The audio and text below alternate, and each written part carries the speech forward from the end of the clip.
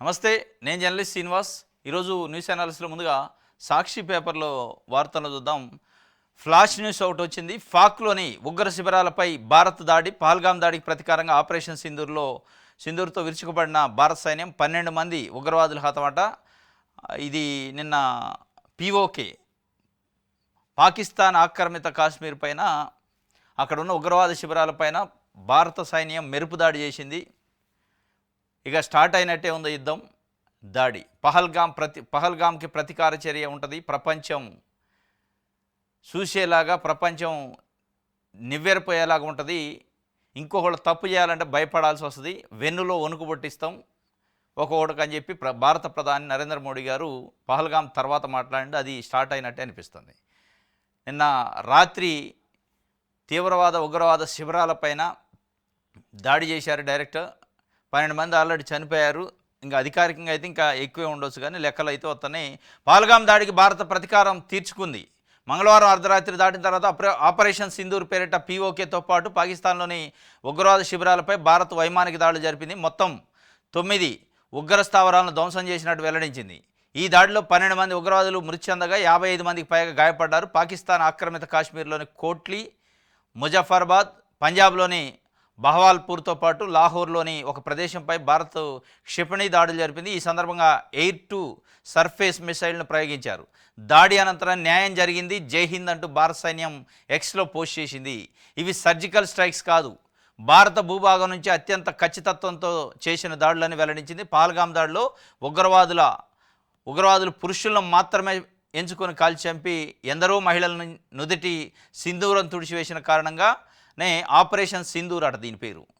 ఎందుకు ఆపరేషన్ సింధూర్ అంటే, పహల్గామ్లో ఉగ్రవాదులు కూడా సెలెక్టెడ్గా మతము, జెండరు, మహిళలు ముట్టుకోలేదు, పిల్లలు ముట్టుకోలే, కేవలం పురుషుల్లో కూడా హిందువుల్ని, ముస్లింలు అయితే వదిలేశారు.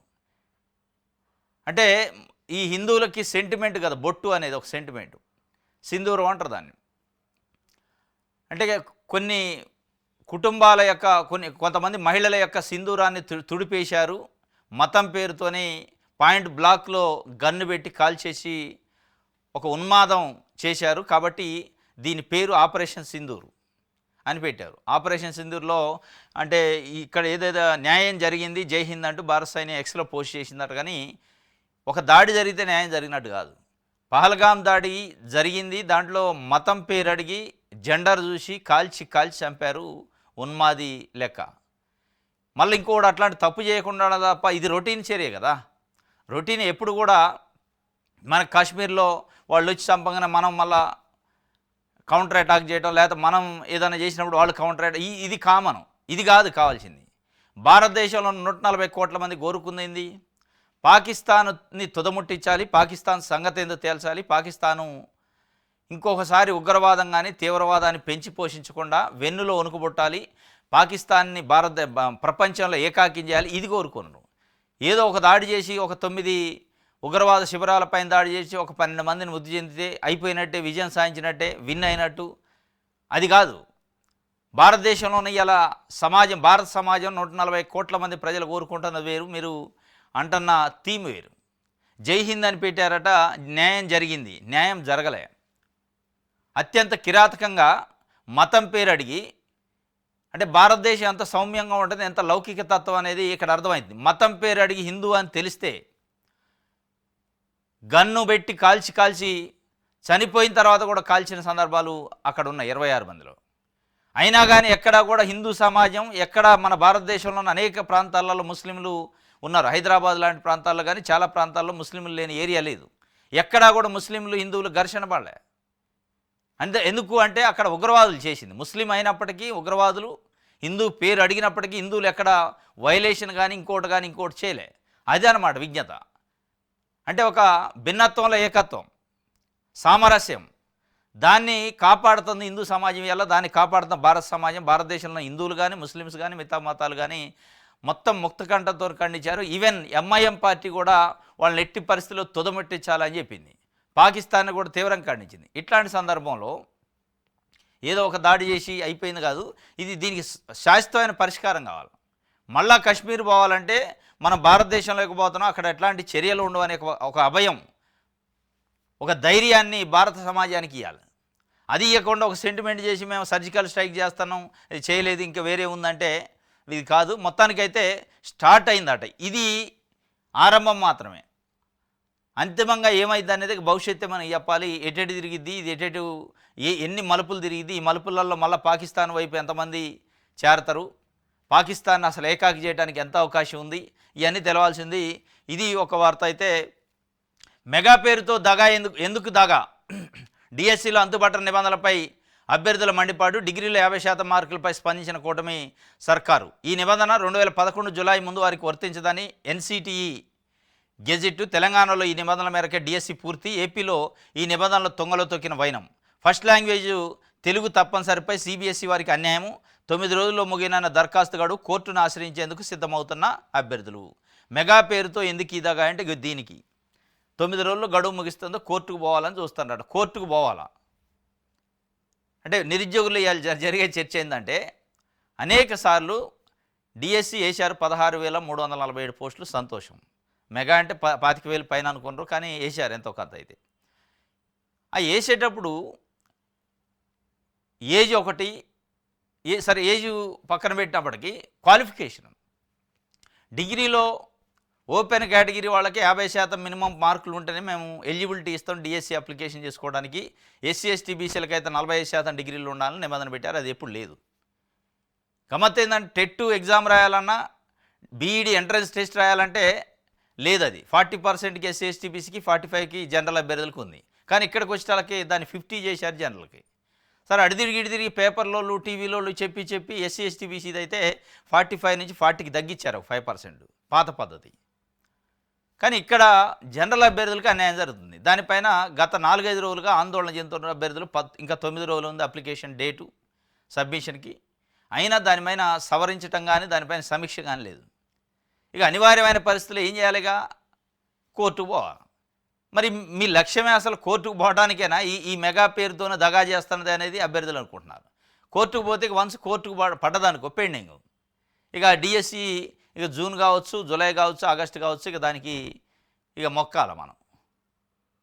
కాబట్టి ఆ కోర్టుకు పోయే స్పేస్ ఎందుకు ఇస్తుంది గవర్నమెంట్? దీని వెనకున్న దగా ఏంది, ఇది నిజంగానే మెగానా దగానా అనే ఒక వాతావరణం అయితే నిరుద్యోగుల్లో ఏర్పడదు. ఇది సింపుల్ లాజిక్ కదా. 2011కు ముందు డిగ్రీ పాస్ అయిన అభ్యర్థులు 50% అవసరం లేదు, 45% డిగ్రీ పాస్ అయినా ఎలిజిబిలిటీ ఇవ్వచ్చు అని ఎన్సిటిఈ చెప్పింది.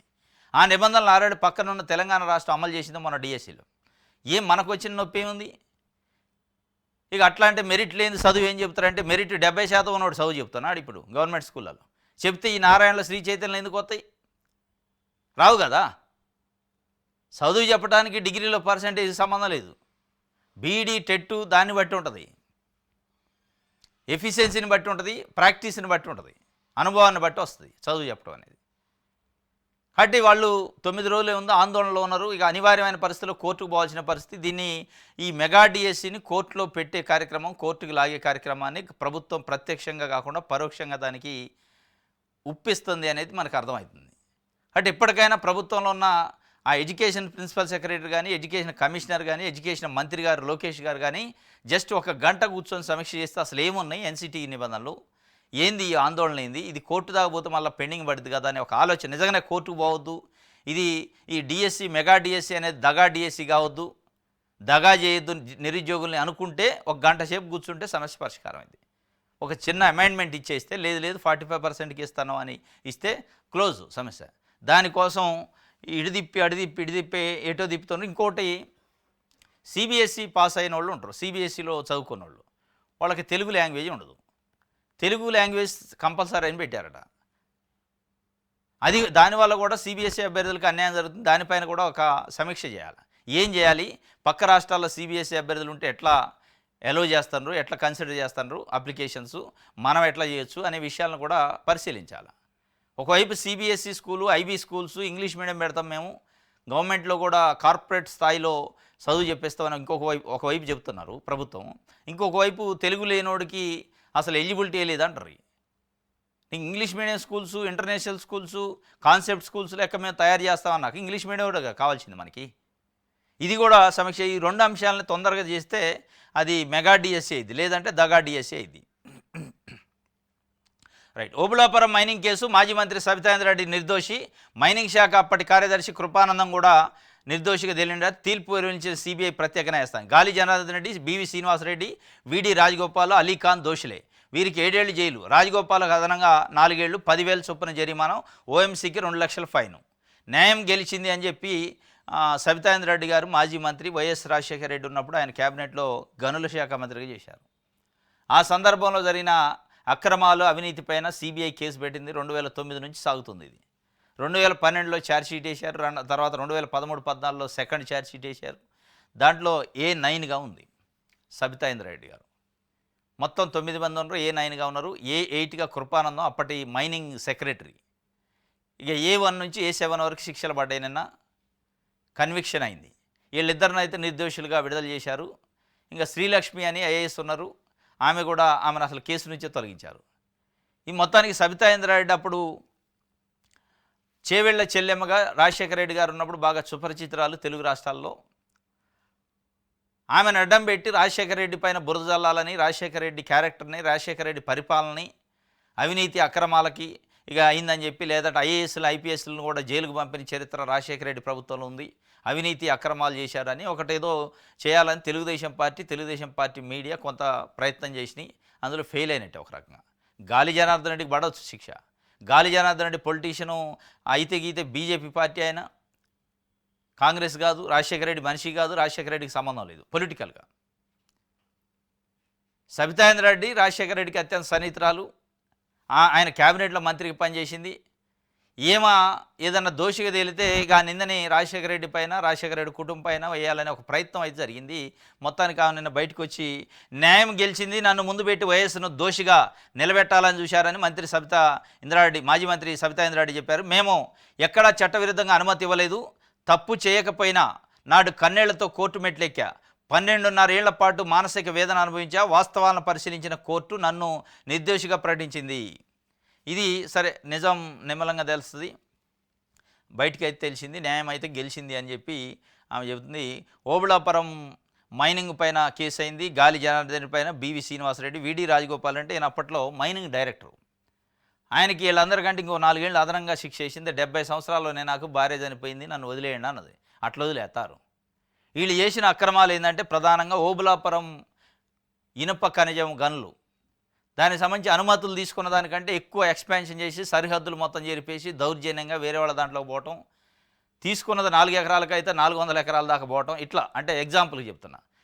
అనుమతులు ప్రొసీడింగ్స్ ఏదైతే గవర్నమెంట్ ఇస్తుందో అనుమతులు ఉన్న దానికంటే ఎక్కువగా సరిహద్దులు బౌండరీ జరిపేసి అడ్డగోలుగా మొత్తం ఆ ఖనిజం అంతా తీశారు, మైన్ అంతా. దానిపైన కంప్లైంట్, దానిపైన సర్వే ఆఫ్ ఇండియా నుంచి పెద్ద ఎత్తున సర్వే చేశారు. దానిపైన సిబిఐ ఇన్వాల్వ్ అయింది. సర్వే చేస్తే నిజంగానే హద్దులు జరిపేశారు, అక్రమంగా తవ్వకాలు జరిపారు, అనుమతులు ఉన్నదానికంటే ఎక్కువ అని నిర్ధారణ అయింది. దాంట్లో ప్రధానంగా ఈ విడి రాజగోపాల్ అప్పటి మైనింగ్ డైరెక్టరు ప్రధాన ముద్దాయి, ఆయన వల్ల ఇదంతా జరిగిందని. గాలి జనార్దన్ రెడ్డి, బివి శ్రీనివాసరెడ్డి, ఇంకా సోమశేఖర్ రెడ్డి ఎవరు ఉన్నారు, మొత్తం 7 మందికి. దీంట్లో ఇక సబితాంద్రెడ్డిని నిర్దోషిగానే ఇచ్చారు, కృపానందం సెక్రటరీ మైనింగ్ వాళ్ళని నిర్దోషిగా ఇచ్చారు. ఇక మొత్తం మీద ఏంటంటే సరే, అక్రమార్కులకి, అవినీతి చేసిన వాళ్ళకి, అక్రమంగా తవ్వకాలు చేసిన వాళ్ళకి శిక్షలు పడ్డాయి, అది సంతోషకరమైందే. కానీ రాజకీయాల కోసం ఉన్నదలేంది అంటగట్టి, అంటే అప్పట్లో రాజశేఖర రెడ్డి టార్గెట్ కాబట్టి రాజశేఖర రెడ్డి కోసం ఆయన ఒక మహిళా మంత్రి, మరి సంబంధం ఉంటే నిజంగానే శిక్ష పడేది, ఇవాళ సాక్ష్యాలుంటే శిక్ష పడేది. ఎక్కడ శిక్ష పడలే. ఒక 12 సంవత్సరాలు వేధించారు, రోధించారు వేదనలతోనే. ఉంది రాజశేఖర రెడ్డి దీని అనకుండా అని చెప్పారు. మొత్తానికి నిర్దోషిగా అయితే విడుదలైంది, న్యాయం గెలిచింది అని చెప్పి వాళ్ళు చెప్తున్నారు. ఇది ఒక వార్త. డాక్టర్ల నిరసన గళం, రాష్ట్ర వ్యాప్తంగా ఆందోళన కార్యక్రమంలో వైద్య ఆరోగ్య శాఖ మంత్రి వ్యాఖ్యలు బాధించాయి. డిమాండ్లు నెరవేరేంత వరకు పోరాడతామని ప్రతిన. కృష్ణా జిల్లా మచిలీపట్నంలో నిరసన తెలుపుతున్న డాక్టర్లు రోడ్డెక్కారు. ఆయన మన సత్యకుమార్ గారు హెల్త్ మినిస్టరు, ఇక మాకేం పనులు లేవా, మీదేంటమేనా అని కామెంట్ చేసిండు. దానిపైన వాళ్ళు రోడ్లు ఎక్కారు. మొన్నటిదాకా ఆరోగ్యశ్రీ కొద్దిగా అటు ఇటు డిస్టర్బ్ అయింది, ఇప్పుడు డాక్టర్లు రోడ్డు ఎక్కారు. ఏం చేయాలా? ఇగోదు రాష్ట్ర వ్యాప్తంగా విలేజ్ క్లినిక్లలో పనిచేస్తున్న డాక్టర్లు అసమ్మతిగళం హోరెత్తింది. సమస్యల పరిష్కారం కోసం వారు చేపట్టిన సమ్మె మంగళవారంతో 9వ రోజు చేరుకుంది. అన్ని జిల్లా కేంద్రాల్లో డాక్టర్లు శిబిరాలు ఏర్పాటు చేసుకుని ఆందోళన చేస్తున్నారు. ర్యాలీలు, మానవహారాలు చేపట్టి గళమెత్తున్నారు. మంత్రులు, టీడీపీ ప్రజాప్రతినిధులకు వినతి పత్రాలు అందజేస్తున్నారు. వీరి సమ్మెకు వైఎస్ఆర్సీపీ ప్రజాప్రతినిధులు, నాయకులు మద్దతు తెలిపారు. గ్రామీణులకు వైద్య సేవలు అందించి డాక్టర్ సర్వీస్ రెగ్యులరేషన్, వేతనాల పెంపు, జాబ్ చార్టు సహా పలు డిమాండ్లతో గత నెలలోనే ప్రభుత్వానికి సమ్మె నోటీస్ ఇచ్చారు. విధి లేని పరిస్థితుల్లో గత నెల 28 నుంచి సమ్మెలోకి వెళ్లారు. సమ్మె చేస్తున్న వారిపై ప్రభుత్వం వేధింపులకు దిగింది. ఏప్రిల్ నెల వేతనాలు నిలిపేసింది. తమ గోడు వెళ్లబోసుకోవడానికి వెళ్లిన మహిళా డాక్టర్లను సమ్మె విరమించకపోతే ఉద్యోగాలు ఓడగొడతామని వైద్య ఆరోగ్య శాఖ మంత్రి సత్యకుమార్ బెదిరించారు. దీంతో ఆయన వ్యాఖ్యలు బాధించాయని డాక్టర్లు ఆవేదన వ్యక్తం చేశారు. ఇది వాళ్ళు 28 నుంచి సమ్మె చేస్తారని అంతకుముందు నోటీస్ ఇచ్చారు. సరే, వాళ్ళని పిలిచి ఏదో ఒకటి మాట్లాడితే అయిపోయేది. మాట్లాడకుండా ఉద్యోగాలు ఓడతాయి, ఇక మీ గోస ఏంటమే తప్ప మాకు వేరే పనులు లేవో, మీదేమి వినాలి అది అని కొద్దిగా ఎటకారం కామెంట్లు చేసి దానిపైన ఇంకా అది పెద్దదైంది ఇష్యూ. రైట్, ఇది సాక్షి. ఆంధ్రప్రభ చూద్దాం. ఈ నలుగురు దోషులే. ఓఎంసీ సంస్థ కూడా ఒక్కొక్కరికి 7 ఏళ్ల జైలు శిక్ష, కంపెనీకి 2 లక్షల జరిమానా. చెంచలగూడ జైలుకి గాలి జనార్దన్ రెడ్డి ఓబుళాపురం మైనింగ్ కేసులో అరెస్ట్ అయ్యిండు. నిన్న నాంపల్లిలో ఉన్న సిబిఐ స్పెషల్ కోర్టులో జడ్జిమెంట్ ప్రొనౌన్స్ అయింది. ఓపెన్ కోర్టులోనే 8:45 వరకు గాలి జనార్దన్ రెడ్డి కోర్టులోనే ఉండు. అంటే కాపీ వస్తే నేను అప్పీల్కి పోతాను, హైకోర్టుకు పోతా అంటే కాపీ ఇప్పుడు రెడీ కాదు, దానికి చాలా పెద్దగా ఉంటుంది కదా పేజీలు, అదంతా డిక్టేట్ చేయాలి మొత్తం. ఫెయిర్ కాపీ రాదన్నట్టు, కోర్టు ఆర్డర్ కాపీ వస్తే కోర్టు మళ్ళీ హైకోర్టుకి అప్పీల్కి పోవాలని చూసిండు. లేదు ఇది లేట్ అవుతుంది, నువ్వు వెళ్ళిపో, సెంచల్ కూడా జైలుకి పో అని పంపించారు. ఇక బలవంతంగా తీసుకెళ్ళి అవుట్ వేశారు. ఇప్పుడు ఆ కాపీ వస్తే కానీ 2-3 రోజులు అయితే కాపీ వస్తే సర్టిఫైడ్ కాపీలు తీసుకొని హైకోర్టులో అప్పీల్ చేస్తే మళ్ళీ హైకోర్టులో ఏమైనా రిలీజ్ ఆర్డర్ వస్తే బయటకు పోతాడు. ఇది ఒక తంతు. మొత్తం ఇగో ఇట్లాంటి అవినీతి అక్రమాలు కేసులు చూసినప్పుడు ఏమనిపిస్తుందంటే, ఇప్పుడు గాలి జనార్దన్ రెడ్డి, విడి రాజగోపాల్, లేకపోతే ఇంకా బివి శ్రీనివాసరెడ్డి వీళ్ళందరికీ శిక్షలు పడ్డాయి. నాంపల్లి కోర్టు శిక్ష విధించింది. దానిపైన హైకోర్టుకి ఎట్లాగా అప్పీల్కి పోతారో, సుప్రీంకోర్టుకు పోతారో అని చేస్తారు. డబ్బులు ఉన్నాయి కాబట్టి వాళ్ళకి ఏదో ఒక రిలీఫ్ వద్దు. మళ్ళీ ఒక 10 ఏళ్ళు 12 ఏళ్ళు నడుతుంది. ఈలోపు ముసలాయన ఇతడు అయిపోద్ది ఆయన టర్ము, లైఫ్. ఏంది వచ్చింది ఇందులో, సాధించింది ఏంది? ఓబుళాపురం గనులో ఇంకోటో అవినీతి అక్రమాలు వచ్చినప్పుడు, ఆరోపణలు వచ్చినప్పుడు దాని నుంచి రికవరీ ఏమైంది, ప్రభుత్వానికి, ప్రజల ఖజానాకి ఏమొచ్చింది అనేది కదా పాయింట్. విడి రాజగోపాల్ మైనింగ్ డైరెక్టర్గా ఉండు 4 సంవత్సరాలు వీళ్ళందరికంటే అదనంగా శిక్ష చేసిందంటే ఎంత పెద్ద తప్పు చేసి ఉండొచ్చు. మరి 4 సంవత్సరాలు అదనంగా శిక్ష చేశారు, కరెక్టే. ఆయన సంపాదించిన ఆస్తులు ఏం రికవరీ అయినాయి?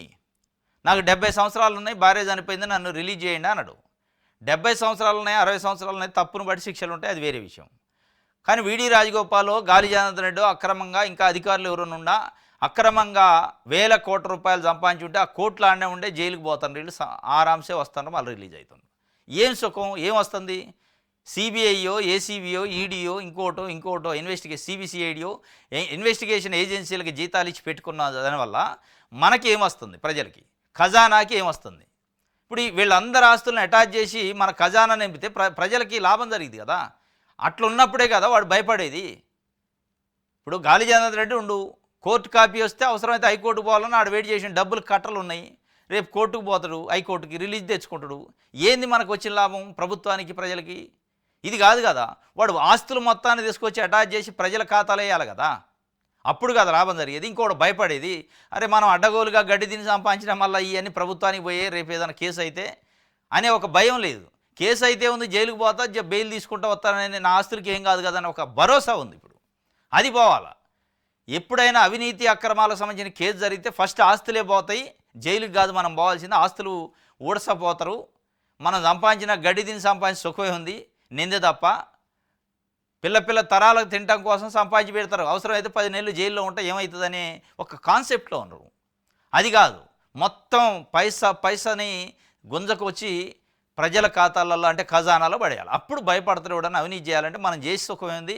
నానా గడ్డి తిని అడ్డంగా దిడ్డంగా సంపాదించితే మళ్ళా ప్రభుత్వమే గుంజుకుంటుంది. కాబట్టి మనం తింటమే దండగా మన జీతం మనం తిందాం, అరవకుండా ఉందాం అనే ఒక కాన్సెప్ట్ ఉంది.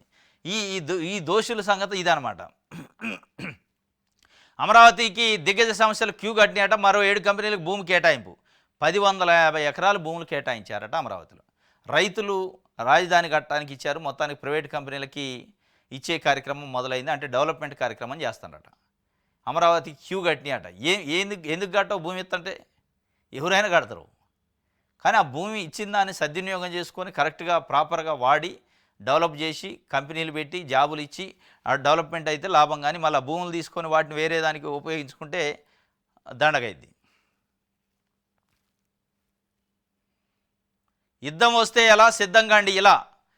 నేడు దేశవ్యాప్తంగా మాక్ డ్రిల్ చేస్తారట. విశాఖ హాట్స్పాటు మాక్ డ్రిల్ అని మొత్తం అన్ని రాష్ట్రాలకి కేంద్రం చెప్పింది. ఒకళ్ళు యుద్ధం ఇట్లా వస్తే ఎట్లా ఉండబోద్ది, ఎట్లాంటి పరిస్థితులు వస్తాయి, ఆ పరిస్థితులను ఎట్లా ఎదుర్కోవచ్చు, ప్రజలు భయభ్రాంతులకు కాకుండా ప్రజలకు ప్రాణ నష్టమో ఆస్తి నష్టం జరగకుండా ఎట్లా చర్యలు తీసుకోవాలనే దానిపైన ఇది ఏదైతే ఫైర్ డిపార్ట్మెంట్ వాళ్ళు మాక్ డ్రిల్ చేస్తారు సంవత్సరానికి ఒకసారి. ఫైర్ యాక్సిడెంట్ ఏదైనా పెద్ద పెద్ద మాల్స్లో జరిగితే ఎట్లా తప్పించుకోవాలని, ఎట్లా సేఫ్గా బయటపడాలి అని చెప్పి అట్లా ఇప్పుడు వీళ్ళు మాక్ డ్రిల్ చేస్తారు. యుద్ధం వస్తే ఎట్లా 259 ప్రాంతాల్లో సివిల్ డిఫెన్స్ కసరత్తులు. ఇందులో 19 అత్యంత సున్నితమైన ప్రాంతాల నేత మొత్తం 3 కేటగిరీలుగా విభజించారట. కేటగిరీ 1లో ఢిల్లీ, తారాపూర్, చెన్నై, వడోదర. కేటగిరీ 2లో హైదరాబాద్ ఉందట. హైదరాబాద్, విశాఖపట్నం కేటగిరీ 2లో ఉన్నాయట. మొత్తం సహా 201 ప్రాంతాలు. కేటగిరీ 3లో 45 ప్రాంతాలు. విశాఖ హాట్స్పాట్ అయినట్ట, హైదరాబాద్ కూడా హాట్స్పాటే. అంటే ఎట్లా జాగ్రత్తగా ఉండాలనే విషయంలో.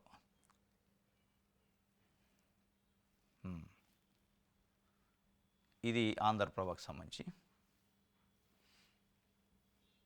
ఆంధ్రజ్యోతి గాలికి 7 ఏళ్ళు జైలు శిక్ష. ఇక బ్రదర్ జగన్ వంతేనా గాలికి శిక్షతో సర్వత్రా ఇదే చర్చ. ఒక్క కేసులోనే జనార్దన్ రెడ్డికి 7 ఏళ్ళు కఠిన శిక్ష. జగన్పై 11 సిబిఐ కేసులు. 12 ఏళ్లుగా సిబిఐ కోర్టులో పెండింగు. అదే కోర్టులో ఇప్పుడు గాలికి దండన. వైఎస్ హయాంలో ఒక వెలిగిన గాలి. జగన్ తన బ్రదర్ అంటే అప్పట్లో వ్యాఖ్యలు. గాలికి నిన్న శిక్ష పడదుగా ఇక జగన్ ఉంటేనే ఆంధ్రజ్యోతి కళ్ళగంటుంది. మళ్ళీ ఆంధ్రజ్యోతి పేపర్ లాజిక్ ఏంటంటే గాలి జనార్దన్ రెడ్డి ఒక కేసు ఉంటేనే 7 ఏళ్ళు జైలు శిక్ష పడది. జగన్మోహన్ రెడ్డి పైన 11 సిబిఐ కేసులు ఉన్నాయి కాబట్టి 11 ఏళ్ళు 77 ఏళ్ళు శిక్ష పడిద్ది అన్నట్టు వీళ్ళ ఊహ. అంటే 11 కేసులు ఉంటే ఒక రకమైన శిక్ష, ఒక కేసు ఉంటే ఒక రకమైన శిక్ష ఉండదు. శిక్షలు అనేది ఐపీసీని, బిఎన్ఎస్ని బట్టి ఉంటాయి, చట్టాన్ని బట్టి, ఎవిడెన్స్ని బట్టి ఉంటాయి. మరీ అంత ఊహల్లో తేలి అంత అంటే శునకానందం పొందడం కూడా అంటే పేపర్గా కరెక్ట్ కాదు. జగన్మోహన్ రెడ్డికి 11 కేసుల్లో 11 ఏళ్ళు 77 పడిద్దా, 1188 పడిద్దా, అది వేరే విషయం. గాలి జనార్దన్ రెడ్డికి శిక్ష పడదు కాబట్టి అదే కోర్టులో జగన్మోహన్ రెడ్డి కేసులు ఉన్నాయి కాబట్టి ఇక అయిపోయింది. జగన్మోహన్ రెడ్డి కూడా అంటే కోర్టు ఈ జనార్దన్ రెడ్డికి శిక్ష పడ్డ కోర్టులోనే కేసు ఉన్న వాళ్ళందరికీ ఇప్పుడు శిక్షలు పడతాయా? కేసు మెరిట్స్ని, గ్రౌండ్స్ని బట్టి శిక్షలు ఉంటాయి. ఇప్పుడు అదే కేసులో A1 నుంచి A7 వరకు శిక్షలు పడ్డాయి. A8, A9కి కృపానందం గారికి, సబితాయింద్ర రెడ్డికి పడలే అదే కేసులో. అది చిన్న లాజిక్ కదా. కేసు ఒకటే కానీ మెరిట్స్ లేక ఒక ఇద్దరిని తొలగించారు. ఐఏఎస్ శ్రీలక్ష్మి గారిని కూడా తొలగించారు. కానీ ఏమైంది? లేదు జగన్మోహన్ రెడ్డి కూడా అదే కోర్టులో కేసు ఉంది కాబట్టి ఒక కేసుకి 7 ఏళ్ళు పడదు కాబట్టి నాకు 11 ఉన్నాయి కాబట్టి అయిపోయినట్టే ఇంకా అంటారు.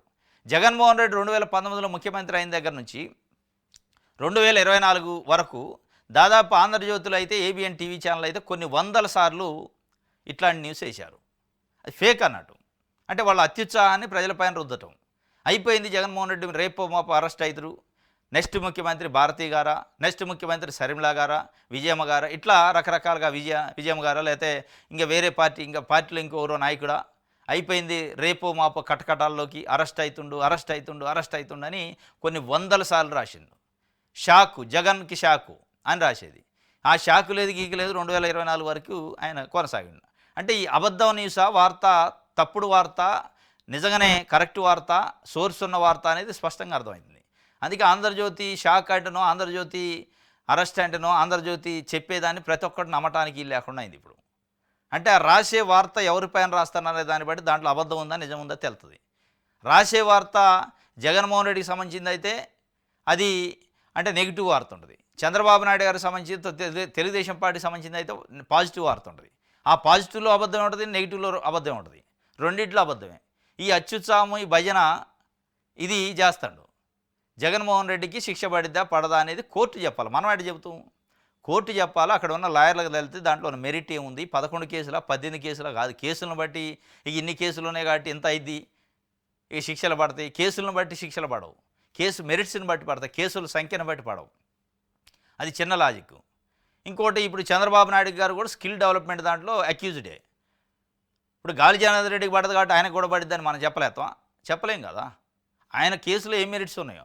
అంటే అసలు చంద్రబాబు నాయుడు గారికి ఎఫ్ఐఆర్ అయినా, చంద్రబాబు నాయుడు గారు అరెస్ట్ అయ్యి జైల్లో ఉన్నా, చంద్రబాబు నాయుడు గారి పైన కేసులు పడ్డా, చంద్రబాబు నాయుడు గారి పైన కూడా 120B సెక్షన్ ఉన్నా అసలు అదంతా తప్పు, అదంతా తప్పుడు కేసు. కానీ వేరే వాళ్ళ పైన ఉంటేనే అది కేసు, దాన్నే కేసు అంటారు, అదే అవినీతి, అదే అక్రమం అనే పద్ధతిలో చెప్పే ప్రయత్నం చేశారు. ఇక బ్రదర్ జగన్ వంతేనా మరి చూడాలి, వంతు నిజమా కాదా అనేది. గాలిది అయిపోయింది, జగన్ వంతు వచ్చిందా అనేది నిజంగానే ఆంధ్రజ్యోతి కళ్ళగంటున్నట్టు అయిద్దా అనేది ఇక మనం ఆంధ్రజ్యోతిలో లేకపోతే ఇంకోళ్ళో మనం మాట్లాడితే అయ్యేది కాదు. కోర్టు పరిధిలో ఉన్న ఎవిడెన్సు, దానికి ఉన్న మెరిట్సు, చట్టం దాన్ని బట్టి ఉంటాయి శిక్షలు. రైట్. యాక్సెస్పై యాగి జగన్ రోత పత్రికలో నిజాలు దాచి నిస్సిగ్గు రాతలు నాడు ఒప్పందం చేసుకుంది జగనే. 2022లో యూనిట్ ₹5.12 ఒప్పందం, దీనికి ₹4.60 తగ్గించిన బాబు సర్కారు. యాక్సెస్పై యాగి చేస్తున్నట్టు జగన్ రోత పత్రికలో నిజాలు దాచి నిస్సిగ్గు రాతలు రాసిందట. తెలుగుదేశం పార్టీ వాళ్ళు అయినా అంటలే, నిజాలు దాచింది నిస్సిగ్గా వార్తలు రాస్తుందని ఈయన అంటాడు. రోత పత్రిక అని మీరు ఎట్ట అంటారు? ₹4.60 యూనిట్కి యాక్సిస్ పవర్ దాంతో ఒప్పందం చేసుకుంది గవర్నమెంట్ అని. ₹2.49 నేను సెకీతో ఒప్పందం చేసుకుంటే తప్పంట్రీ, ₹4.60 చేసుకుంటే ఎక్కువకి ఎందుకు చేసుకుంటే దీంట్లో ఉన్న మతలబ్ ఏందని అడిగితే లేదు అది తప్పు, అసలు జగన్మోహన్ రెడ్డి ఈ ఒప్పందం చేసుకుంది 2022లో ₹5.12 జగన్మోహన్ రెడ్డి ఒప్పందం చేసుకుంటే దాన్ని చంద్రబాబు గారు వచ్చి 4.60కి ఇంకా తగ్గించిండు, పుణ్యం చేసుకున్నా అంటాడు. మరి ఆ పుణ్యం ఏదో 2.49 చేస్తే అయిపోయేది కదా. ఇప్పుడు ₹5.12 నిజమే జగన్మోహన్ రెడ్డి చేసుకుంటా అనుకోండి, దాన్ని తగ్గించడానికి ప్రయత్నం చేసిన 4.60 కాడ ఎందుకు ఆగింది? 2కో 2.5కో తగ్గితే అయిపోయేది కదా. నిజంగానే అది తగ్గించింది చంద్రబాబు నాయుడు గారు అయితే ఆయన పరిధిలో ఉంటే, లేదంటే అసలు ఒప్పందం రద్దు చేస్తే అయిపోయేదిగా. ఇప్పుడు అంత ఎక్కువ పెట్టి ఎందుకు ఒప్పందం? మరి జగన్మోహన్ రెడ్డి చేసుకున్న ఒప్పందాన్ని మీరు ఎందుకు కొనసాగిస్తున్నారు? జగన్మోహన్ రెడ్డి చేసిన లిక్కర్ స్కామ్ తీసేశారు కదా. జగన్మోహన్ రెడ్డి తీసుకొచ్చిన అనేక స్కీములను తొలగించే కార్యక్రమం, గ్రామ వాలంటరీ కానించి మొదలు పెడితే చాలా స్కీములని పక్కన పెట్టే కార్యక్రమం చేస్తున్నారు. ఇది కూడా పక్కన పెడితే అయిపోద్దిగా. ప్రజలపైన ఆర్థిక భారం పడే దాంట్లో స్పష్టంగా కనపడుతుంటే జగన్మోహన్ రెడ్డి తప్పు చేసిందని అర్థమవుతున్నప్పుడు ఆ తప్పును మళ్ళీ మీరు ఎందుకు భుజానేసుకొని ఒప్పు అని సమర్థించే ప్రయత్నం చేస్తున్నారు. మళ్ళీ దీంట్లోనే 52 పైసలు లాభం చేసిండు. ఎవడికి కావాలి 52 పైసలు? ఎందుకు మరి? అసలు ఎత్తేపాయ మొత్తమే ఎత్తేసి ₹2కో 2.5కో వచ్చే దగ్గర కొనుక్కుంటే అయిపోద్ది కదా. లేదు దీన్నే 2.5కి తెచ్చితే పోయేది. ఇది యాక్సెస్పై యాగి చేస్తుందని సాక్షి పేపర్ గురించి రాసిండు. యాగి సాక్షి చేసే యాగి సాక్షి చేస్తుంది, మీరు చేసే యాగి మీరు చేస్తున్నారు. ఎవడు కూడా జనం గురించి వార్తలు రాయట్లే. వాళ్ళే వాళ్ళ పార్టీకి సమర్థించుకుంటూ వాళ్ళ పార్టీ పత్రిక కాబట్టి వాళ్ళు మాట్లాడుతున్నారు. మీది ఏ పార్టీ తెలియదు, ఎందుకు వార్తలు రాస్తున్నారో తెలియదు. చంద్రబాబు నాయుడు గారి భజన చంద్రబాబు నాయుడు కంటే ఎక్కువ చేస్తారు మీరు. చంద్రబాబు నాయుడు గారి గురించి భజన తెలుగుదేశం పార్టీ నాయకులు, వాళ్ళ పార్టీ క్యాడర్, వాళ్ళ కుటుంబ సభ్యుల కంటే మీ భజన ఎక్కువైంది. మరి మీరే ఆయన అంటే జగన్మోహన్ రెడ్డి పత్రిక అది, వాళ్ళ నాన్న ఫోటో వేసుకుని ఆయన పత్రిక నడుపుతుండు, టీవీ ఛానల్ నడుపుతుండు. వాళ్ళ పార్టీ కోసం వాళ్ళు చెప్పారంటే కొంత అర్థం అన్న ఉంది. వాళ్ళు స్వార్థం ఉంటుంది కాబట్టి తప్పు ఒప్పో చెబుతున్నారు. మీకెందుకు మరి? మీకు నైతిక విలువ ఉందా? అసలు జర్నలిజం విలువలు ఉన్నాయా అనేది డౌట్ వస్తుంది. మీరు నిజంగా జర్నలిస్టా, తెలుగుదేశం పార్టీ అధికార ప్రతినిధా, లేదా కరపత్రం అనే డౌట్ వస్తుంది. కానీ లేదు నేను నైతికంగా నాకు ఏ పార్టీతో సంబంధం లేదు అంటున్నావు కాబట్టి ఆ డౌట్లు మరి తీరవాల్సిన అవసరం ఉంది. ఈ యాగి మీరు చేసే యాగి మీరు చేస్తాను, వాళ్ళు చేసే యాగి వాళ్ళు చేస్తాను. సరే వాళ్ళు చేసే యాగికి ఒక అర్థం ఉంది, మీరు చేసే యాగికి ఏందో అర్థం లేదు. ఎందుకంటే వాళ్ళ సొంత పత్రిక కాబట్టి అర్థం ఉంది.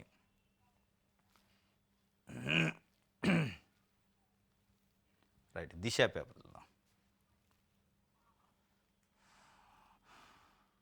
కొత్త రేషన్ కార్డులకు నేటి నుంచి దరఖాస్తులట, మార్పులు చేర్పులు కూడా నమోదు, గ్రామ వార్డు సచివాలయాలు నమోదు చేసుకోవచ్చు. వారం తర్వాత వాట్సాప్ గవర్నెన్స్ ద్వారా సేవలు అందుబాటులోకి. ఆహార పౌర సరఫరాల శాఖ మంత్రి నాదెళ్ల మనోహర్ గారు చెబుతుంటూ కొత్త రేషన్ కార్డులు ఎవరైనా దరఖాస్తు చేసుకోవాలంటే ఈ రోజు నుంచి దరఖాస్తు చేసుకోవచ్చట. గ్రామ వార్డు సచివాలయాలు నమోదు చేసుకోవచ్చు. మార్పులు చేర్పులు అంటే ఎవరైనా కొత్తగా పిల్లలు పుట్టిన వాళ్ళు ఉంటే వాళ్ళ పేర్లు కూడా యాడ్ చేసుకోవచ్చు. డిలీషన్స్ ఉంటే కూడా తీసేయచ్చు. అంటే పెళ్ళయి వెళ్ళిపోతారు ఆడపిల్లలు, వాళ్ళ పేరు తీసేసి కొత్తగా అక్కడ పెళ్ళి అయిన దగ్గర యాడ్ చేసుకోవటం, ఇవన్నీ కూడా చేసుకోవచ్చట. మొత్తానికి గ్రామ వార్డు సచివాలయాల్లో నమోదు చేసుకోవచ్చు. అది ఇక్కడ నాకు అర్థం కాదు ఏంటంటే, లోకేష్ గారు మొత్తం వాట్సాప్ పరిపాలనే అంటాడు, చంద్రబాబు నాయుడు గారు వాట్సాప్ పరిపాలన మనం ఇంట్లో నుంచి కూర్చొని అన్ని సేవలు పొందొచ్చు, ఇక ఆఫీసులకు తిరిగేలేదు అంటాడు. మళ్ళీ గ్రామ వార్డు సచివాలయాలకు ఎందుకు పోయి దరఖాస్తు ఇవ్వాలా? ఆ వాట్సాప్కి లింక్ పెడితే అయిపోద్దిగా. ఎవరైనా దరఖాస్తు చేసుకుని ఉంటే దాంట్లో దరఖాస్తు చేసుకుంటారు, లేదా ఎడిషన్స్ డిలీషన్స్ ఉన్నా కానీ దాంట్లో కరెక్షన్ చేసుకునే అవకాశం ఇస్తే అయిపోయేది కదా. మరి వాట్సాప్ పరిపాలన ఇక్కడ ఎందుకు పని చేయట్లేదు అర్థం కావట్లేదు. అది పెడితే బాగుండేది, అంటే ప్రజలు ఆఫీస్ చుట్టూ తిరగకుండా పనికి వచ్చేది. కానీ ఎవరైనా ఉంటే కొత్త రేషన్ కార్డు దరఖాస్తు చేసుకున్నట్టు ఈ రోజు నుంచి వార్డు సచివాలయానికి గ్రామ సచివాలయానికి వెళ్ళాలట. యాడిషన్స్ డిలీషన్స్ కూడా చేసుకోవచ్చని ఒక వార్త అయితే ఇచ్చారు. రాజధానిలో 7 సంవత్సరాలకు భూమి కేటాయింపు, మంత్రివర్గ ఉపసంఘ నిర్ణయాలకు సిఆర్డీ ఆమోదముద్ర. ఈ 15 రోడ్లను జాతీయ రహదారి 16గా అనుసంధానం చేసి గ్రీన్ సిగ్నల్ అట. రాజధానిలో 7 సంవత్సరాల క్యూ కట్టినట, వాళ్ళకి భూములు ఇచ్చేశారు. భూములు ఇవ్వడానికి అయితే ఫుల్గా ముందుకు వస్తాను, మరి అది ఏమైతే చూడాలి. స్టీల్ ప్లాంట్ వద్ద 21 నుంచి ఆమరణ దీక్ష అట. ఉక్కు కార్మికుల్లో తలపెట్టిన సమ్మెకు కాంగ్రెస్ పార్టీ పూర్తి మద్దతు. తొలగించిన 2000 మంది కార్మికులను వెంటనే విధుల్లోకి తీసుకోవాలి. పీసీసీ అధ్యక్షురాలు Sharmila. Steel plant Visakha steel plant దగ్గర ఈ నెల 21 నుంచి పీసీసీ అధ్యక్షురాలు షర్మిల గారు నిరాహార దీక్ష చేస్తారట, ఆమరణ దీక్ష. తొలగించిన 2000 మంది ఉద్యోగులను తీసుకోవాలి, లేదంటే నిరాహార దీక్ష చేస్తా అంటున్నారు. వాళ్ళు తొలగించిందే కంపెనీని ఎత్తేయడానికే. మొత్తానికి విశాఖ స్టీల్ ఫ్యాక్టరీ లేకుండా చేయడానికి 11,400 కోట్ల రూపాయల ప్యాకేజీ రూపంలో ప్రకటించి ఆ ఏరియర్స్ అన్ని బకాయిలన్నీ తీర్చేసి వాళ్ళని పంపించే కార్యక్రమం చేస్తారు. ఆర్సెల్ఆర్ మిట్టల్ కంపెనీ అని మొన్న అమరావతిలో కూడా మోడీ ముందు చంద్రబాబు నాయుడు గారు గొప్పగా చెప్పిండు. ఆర్సెల్ఆర్ మిట్టల్ కంపెనీ 1,43,000 కోట్ల రూపాయల పెట్టుబడులకు అనుమతి ఇచ్చినందుకు థ్యాంక్స్ అని. కానీ at the same time Visakha steel ఫ్యాక్టరీని ప్రైవేటీకరణ కాకుండా ఆపినందుకు థ్యాంక్స్ అని చెప్పట్లేదు. ఎందుకంటే ఆపలే, అది కంటిన్యూషన్లో ఉంది కాబట్టి దాని గురించి మాట్లాడలే. కేవలం 11,400 ఇచ్చారు, ట్యాంక్స్ అనడు. అంటే 11,400 ఇచ్చి దాని మూతకి సహకరించినందుకు ట్యాంక్స్, ఆర్సెల్ఆర్ మెటల్ మావోడిని తీసుకొచ్చినందుకు ట్యాంక్స్ అని చెప్పినట్టు ఉంది. దానిపైన ఆమె 2,000 మందిని ఇమ్మీడియట్లీ తీసుకోవాలి, తొలగించిన వాళ్ళని, వాళ్ళ డిమాండ్లు నెరవేర్చాలనే దాంతోనే స్టీల్ ప్లాంట్ వద్ద ఆమరణ దీక్ష చేస్తారట. మొట్టమొదటిసారి ఒక రాజకీయ పార్టీ స్టీల్ ప్లాంట్ ఉద్యమానికి మద్దతు ఆ స్థాయిలో, ఆమరణ దీక్ష స్థాయిలో. వేరే పార్టీలు ఇచ్చింది, తెలుగుదేశం అధికారంలో అయినప్పుడు ఇచ్చింది, వైఎస్ఆర్ పార్టీ ఇచ్చింది అధికారంలో లేనప్పుడు, జనసేన ఇచ్చింది, అధికారంలో రాగానే మాట మార్చారు. కానీ మరి వీళ్ళు అధికారంలో లేరు కాబట్టి వీళ్ళు ఆమరణ దీక్షకి అయితే వచ్చిందామే. ఇది ఒక వార్త. ఇది ఈరోజు న్యూస్ అనాలిసిస్. రేపు తాజా వార్తలతో తిరిగి కలుసుకుందాం. Thank you.